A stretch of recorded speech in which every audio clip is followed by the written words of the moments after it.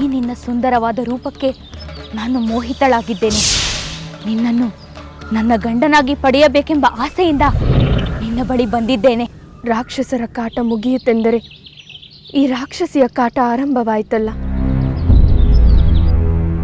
ಎಷ್ಟು ಧೈರ್ಯ ಈ ರಾಕ್ಷಸಿಗೆ! ಹೇಗೆ ಮೌನವಾದೆ ರಾಮ?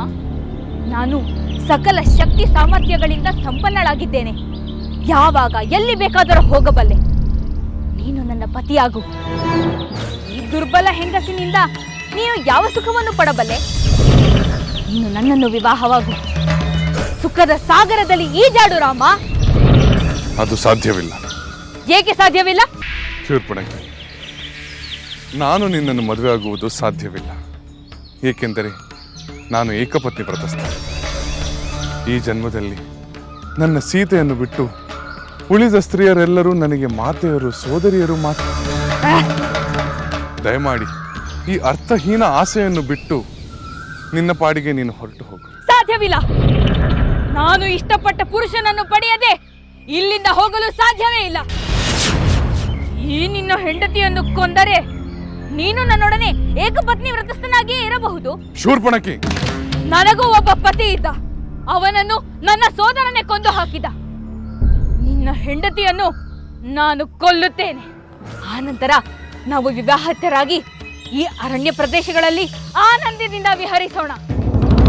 ಹೌದು ರಾಮ, ಇವಳು ಇರುವವರೆಗೂ ನೀನು ನನ್ನ ಮೇಲೆ ಮನಸ್ಸು ಮಾಡುವುದಿಲ್ಲ. ಮೊದಲು ಇವಳನ್ನು ತಿಂದು ಹಾಕುತ್ತೇನೆ. ಸೀತೆ, ಲಕ್ಷ್ಮಣ, ಕ್ರೂರಿಗಳು ಅನಾರ್ಯರಾದವರೊಡನೆ ಯಾವುದೇ ಕಾರಣದಿಂದಲೂ ಪರಿಹಾಸ ಸಲ್ಲದು. ಇವಳನ್ನು ಹೀಗೆ ಬಿಟ್ಟರೆ ಸೀತೆಯನ್ನು ತಿಂದೇ ಬಿಡುತ್ತಾಳೆ. ಈ ದುಷ್ಟ ಹೆಂಗಸಿನ ರೂಪಿನಷ್ಟೇ ಬುದ್ಧಿಯು ವಿಕಾರವಾಗಿದೆ. ಇವಳನ್ನು ಇನ್ನಷ್ಟು ವಿರೂಪಗೊಳಿಸಿ ಇಲ್ಲಿಂದ ಅಟ್ಟಿಬಿಡು. ಆಗಲಿ ಸಹೋದರ, ನಾನು ನಿನ್ನ ಆಜ್ಞೆಗಾಗಿ ಕಾಯುತ್ತಿದ್ದೆ. ಏ ದುರುಳ ರಕ್ಕಸಿ, ನೀನು ಅತ್ತಿಗೆಯ ಮೇಲೆ ಆಕ್ರಮಣ ಮಾಡಿ ಮಹಾಪರಾಧವನ್ನೇ ಮಾಡಿರುವೆ. ಈ ನಿನ್ನ ದುರ್ನಡತೆಗೆ ತಕ್ಕ ಶಿಕ್ಷೆಯನ್ನು ನೀಡುತ್ತೇನೆ.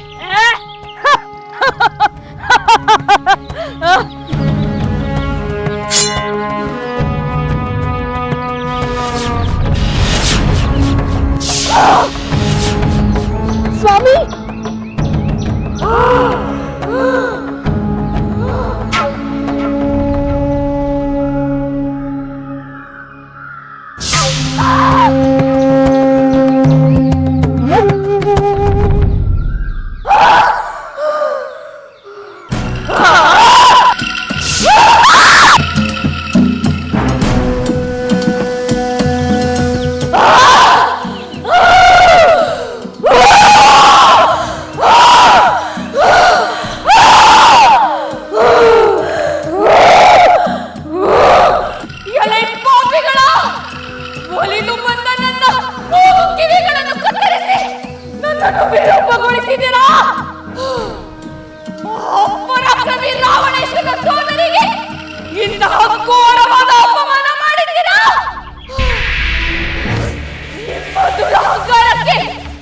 ತಕ್ಕ ಶಿಕ್ಷೆಯನ್ನು ಮಾಡುತ್ತೇನೆ. ನನ್ನನ್ನು ವಿರೂಪಗೊಳಿಸಿದ ನಿಮಗೆ, ನನಗೆ ನೋವು ಕೊಟ್ಟ ನಿಮಗೆ ಜೀವನ ಪರ್ಯಂತ ನೋವು ಅನುಭವಿಸುವ ಹಾಗೆ ಮಾಡುತ್ತೇನೆ.